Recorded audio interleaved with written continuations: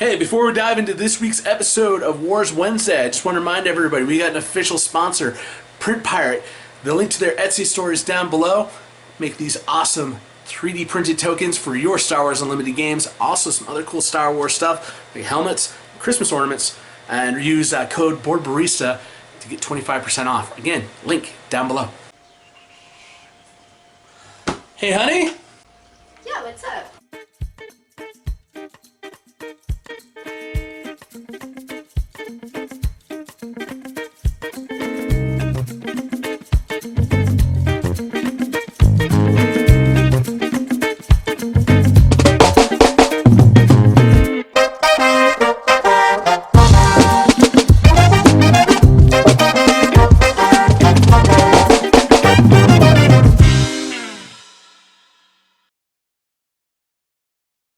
As you can see, I have been opening boxes of Shadows of the Galaxy. That's right, it's Wars Wednesday. It's your board barista fan.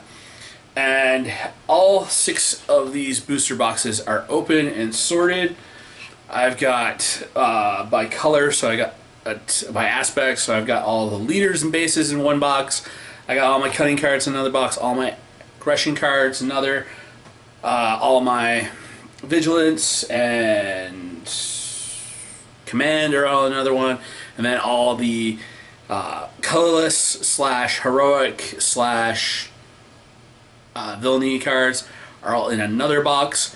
So the pack's been opened, everything's been roughly sorted by color, and oh man, it has been that's all I've been, sorry, I cut my head off there for a second. That's all I've been doing pretty much, has been sorting cards, sorting through all the Star Wars CCG stuff and all of that type of stuff. I did manage to go over to the West Bank to play at the Save Point this past week. Was able to get into a draft, so I want to walk you through what was my draft deck and what I was thinking, and get some feedback from all of you, and just show you the picks that I picked. And yeah, so let's go through it and let's talk about it.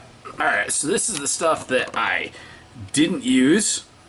Pricing ahead: Chewie, Zorsful Pursuers, Criminal Muscle, L337, got 2 of those. Twin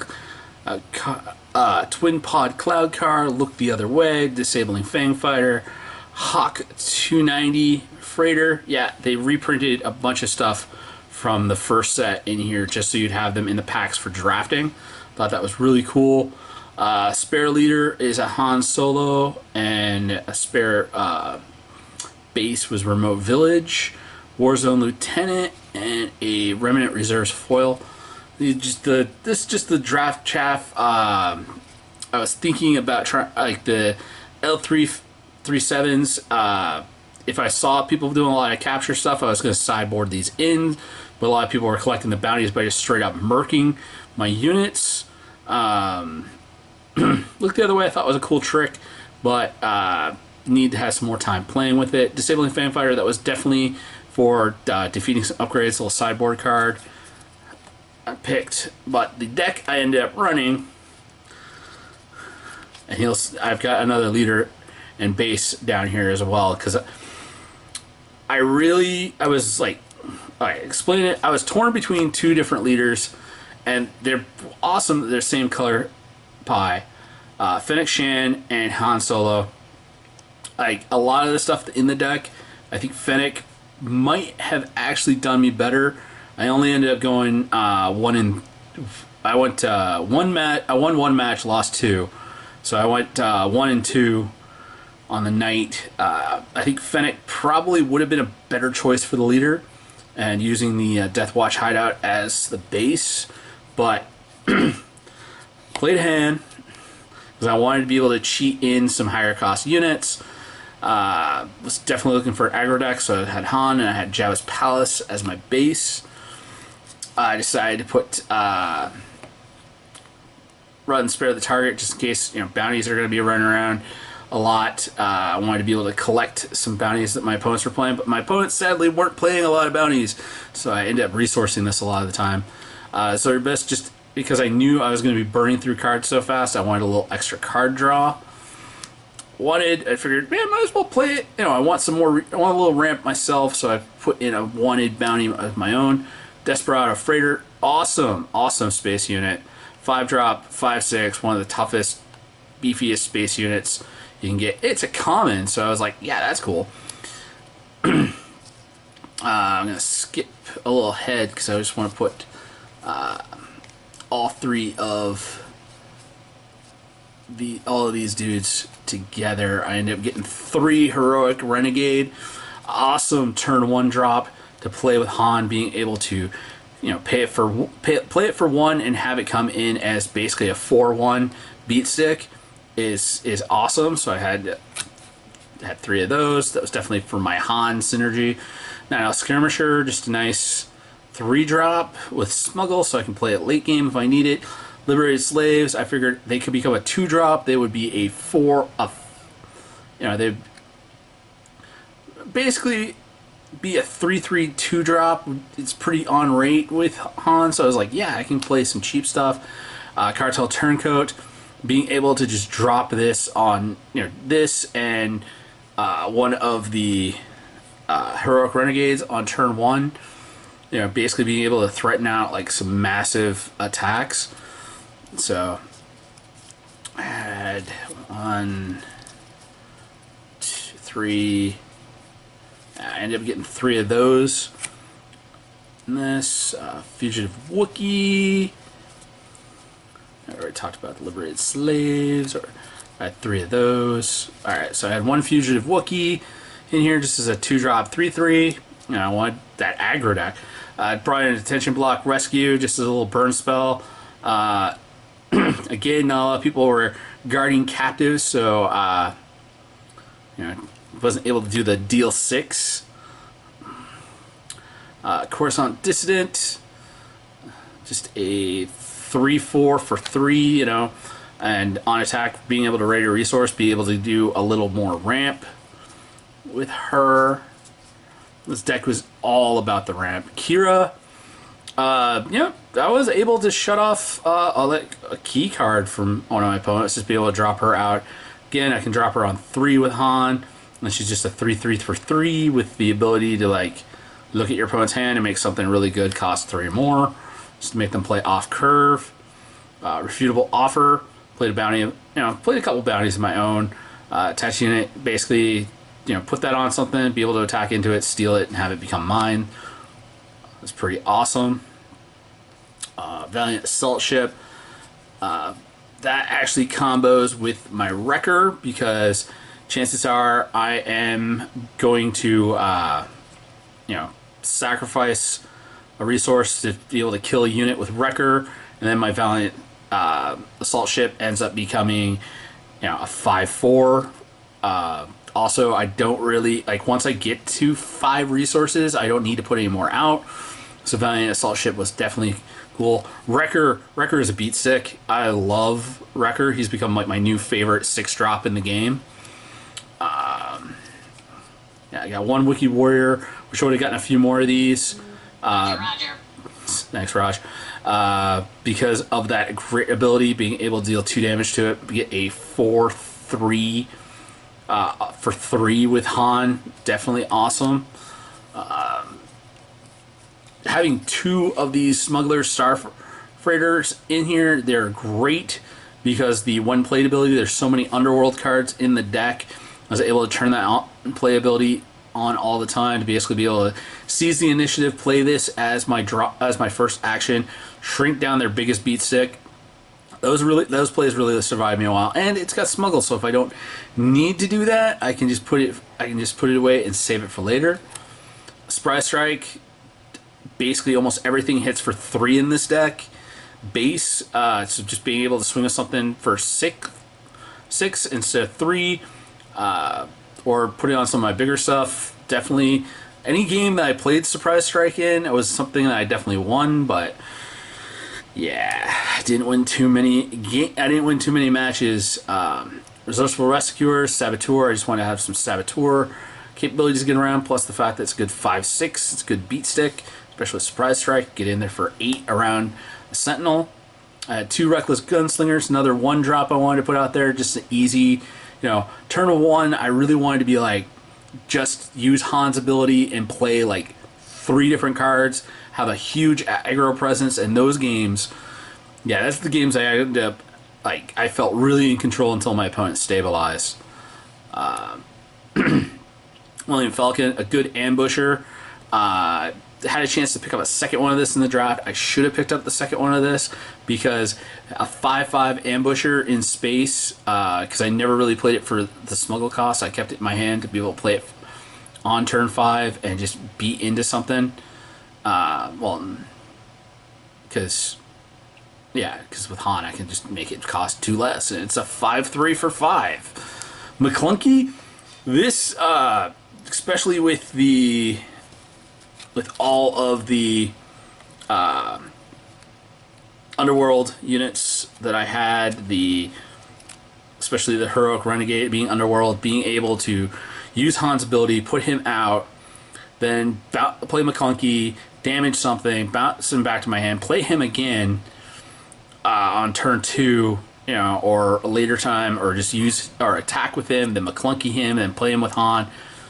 There's so much synergy that I think I really did need to get a second McClunky for this deck. I had the opportunity to get it, but I think for first time running through, the deck is decent. There's just a few, like, basically I'd probably be cutting a lot of this bounty stuff for some more playables, more aggro, more stuff. Like, if I could have picked up probably 4 more cards in the vein of McClunky, another Millennium Falcon, and probably like another Wookiee Warrior, just some more beat sticks, some late game bombs, would have definitely improved this deck quite a bit. But so I think I gotta give some time and some love to Fennec Shan as well. I think this deck probably could have ran pretty good as a Fennec Shan deck instead. Even if I played the L3 L7s instead and the Disabling Fangfighter, like, my main deck probably should have had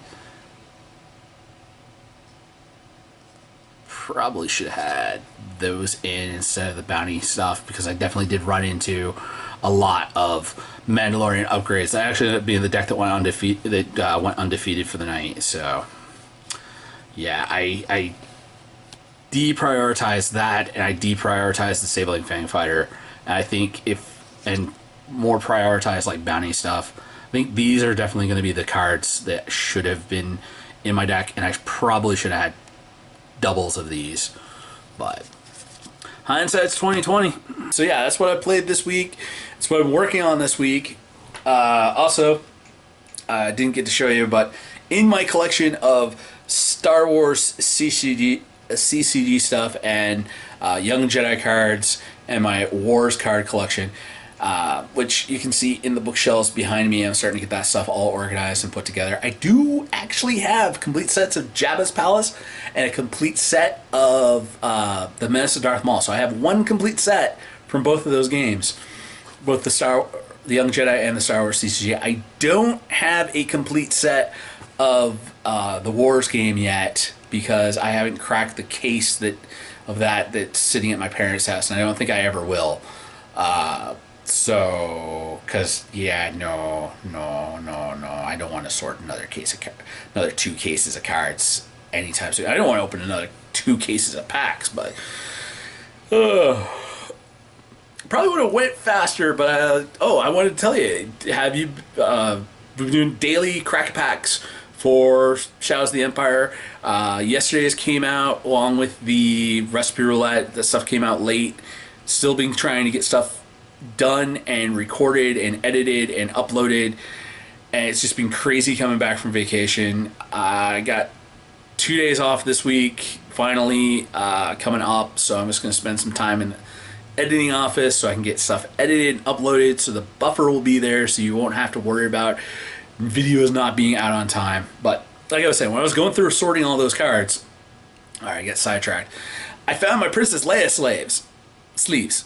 Found my Princess Leia sleeves. So these become my new drafting sleeves. So it's kind of nice.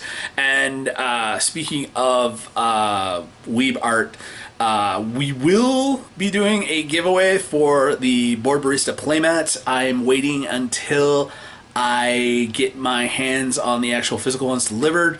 That should be in like a week or two. Because printing and then shipping and all that stuff. But we will be doing a drawing for that. And I will say, anybody who's stuck to this end of the video, if you put a playmat, please, down in the comment of this section, I'll add you guys into the drawing. But we'll be doing that in the future once the playmats arrive. So don't worry, there's still going to be one. And I'm ordering a few because we have been growing as subscribers. So I want to say a very special thank you to sticking around to the end of the video, and also to everybody who subscribed. We're at 177 as of recording this video. I'm really hoping that soon we can just do the rush and get to the 500. No, 5,000. Yeah, 500 subscribers. I need 500 to hit the first tier of being partnered with YouTube, and that's really my goal, to try to get that in the next couple of months. So thank you everybody who's been subscribing. We will be doing some giveaways of some cool stuff when we hit these different levels of, you know, affiliate association monetization with YouTube. So thank you for watching the videos, thank you for liking the videos, thank you for subscribing, all that stuff that lets YouTube know I'm doing a good job, that you're enjoying the content, and is getting me step by step closer to the whole fact that I don't have to work for somebody else. And that is really a goal that I have for this year. So thank you everybody, and may the force be with you. Hey everybody, thanks for staying till the end of the episode. Remember to like, share, subscribe. Follow us on Facebook at Board Barista Productions. And if you want to support us, Patreon link at the bottom.